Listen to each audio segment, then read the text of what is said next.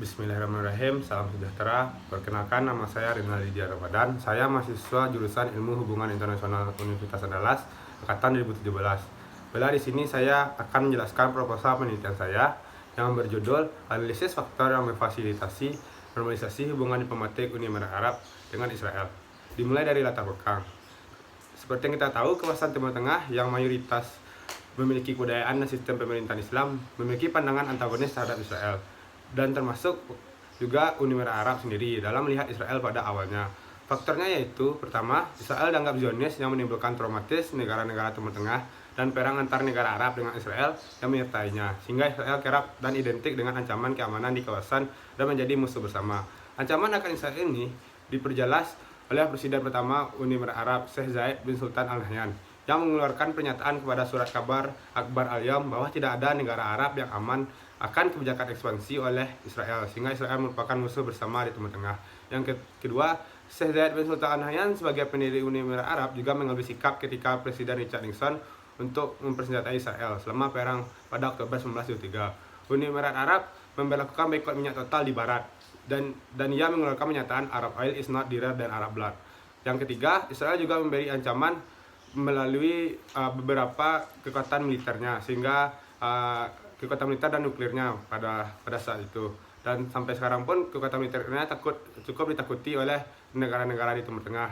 Selanjutnya, Uni Arab lahir di Timur Tengah dengan tumbuhnya konsep pemikiran tradisional tentang Israel yang adalah ancaman yang dimiliki kebanyakan negara di Timur Tengah. Ketakutan ekspansi Zionis Israel terhadap negara-negara Islam di Timur Tengah juga menjadi faktor pendukungnya.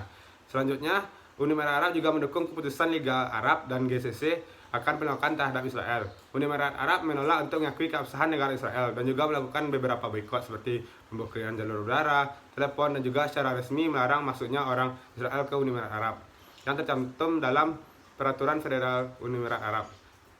Selanjutnya, tercatat jelas Januari 2010 terjadi pembunuhan terhadap senior Hamas Mahmoud Al-Mabouh di salah satu hotel di Dubai.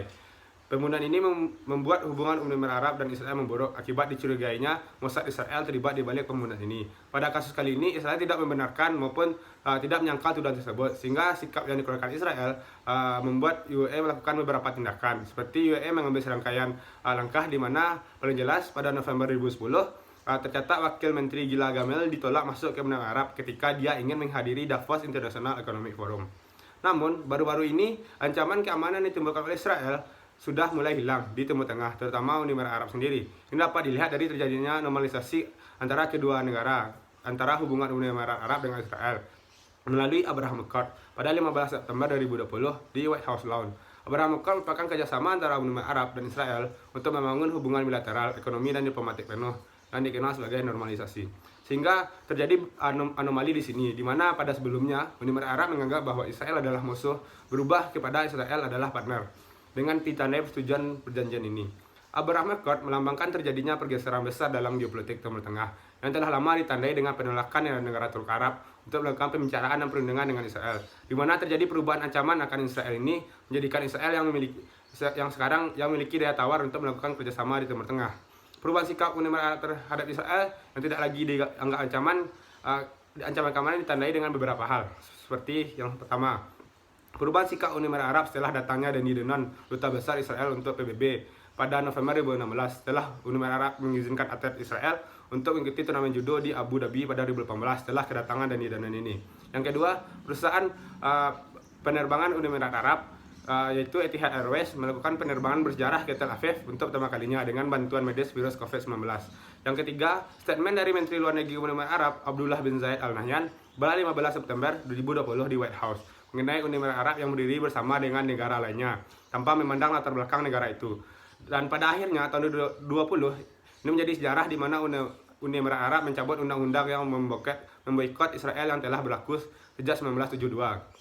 Dan juga pada tahun yang sama, kedua negara membuka layanan telepon langsung untuk pertama kalinya. Berdasarkan penjelasan tersebut, penelitian ini berusaha untuk menjabarkan faktor-faktor yang memfasilitasi hubungan diplomatik ini. Sehingga dari uraian latar belakang di atas, maka penulis hendak menjawab pertanyaan penelitian sebagai berikut. Apa faktor yang memfasilitasi terjadinya normalisasi hubungan diplomatik Uni Emirat Arab dengan Israel?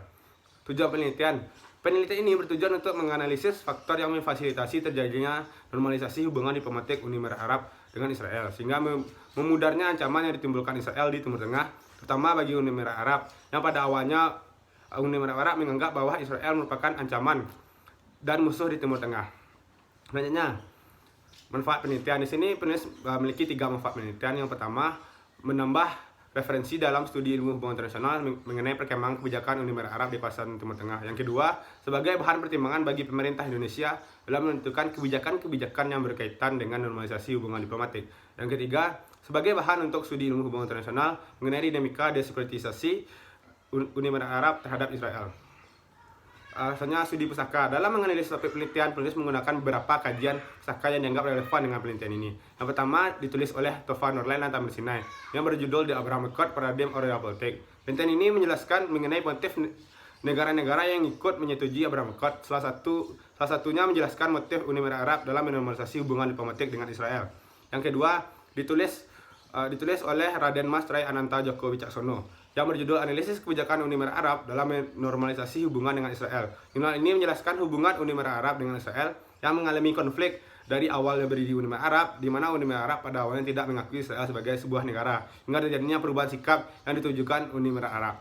Yang ketiga ditulis oleh Moran Zaga yang berjudul Israel and the United Arab Emirates Opportunities on Hold. Penelitian ini menjelaskan kekuatan ekonomi Uni Emirat Arab yang merupakan muslim moderat, memiliki keterlibatan kuat dalam meningkatkan perkembangan regional di seluruh Timur Tengah, termasuk konflik Israel-Palestina.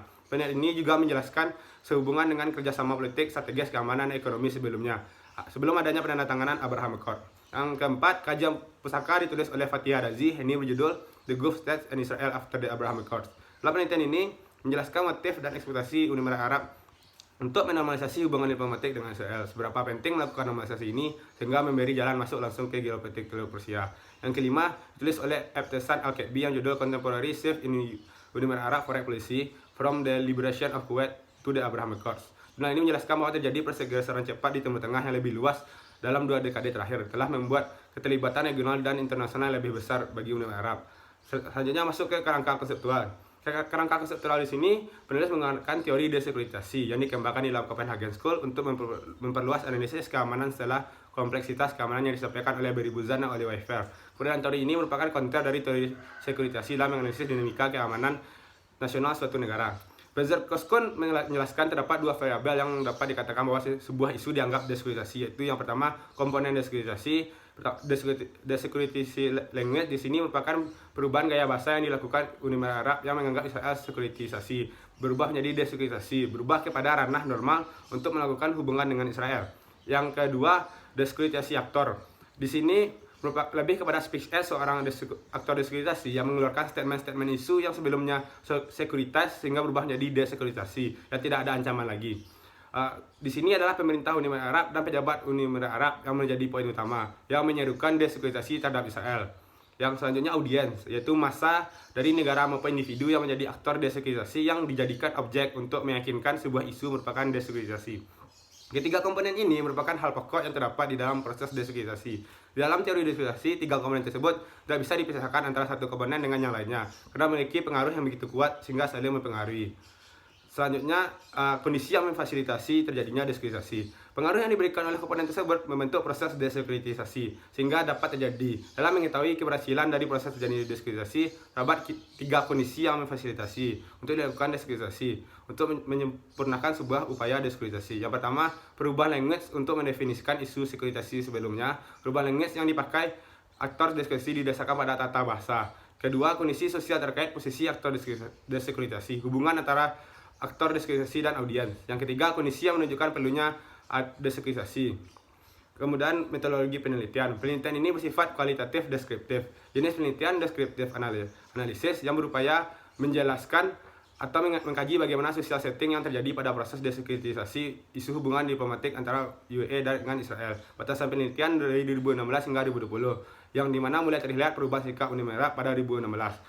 Yang selanjutnya unit analisis dalam penelitian ini yaitu negara. Negara yang menjadi unit analisis dalam penelitian ini adalah Uni Emirat Arab dalam faktor yang memfasilitasi normalisasi. Yang selanjutnya unit eksplanasi dalam penelitian ini adalah normalisasi hubungan diplomatik Uni Emirat Arab dengan Israel. Level analisis yaitu negara. Unit pengumpulan data, studi literatur ataupun data sekunder. Data penelitiannya adalah dihimpun peneliti kemudian diinterpretasikan oleh peneliti guna menimbulkan jawaban atas pertanyaan penelitian. Sistem lengkap penulisan.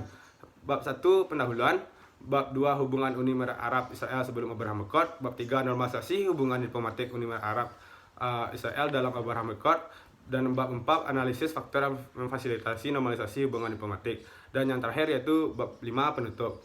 Baiklah, sekian, terima kasih presentasi yang saya jabarkan. Assalamualaikum warahmatullahi wabarakatuh.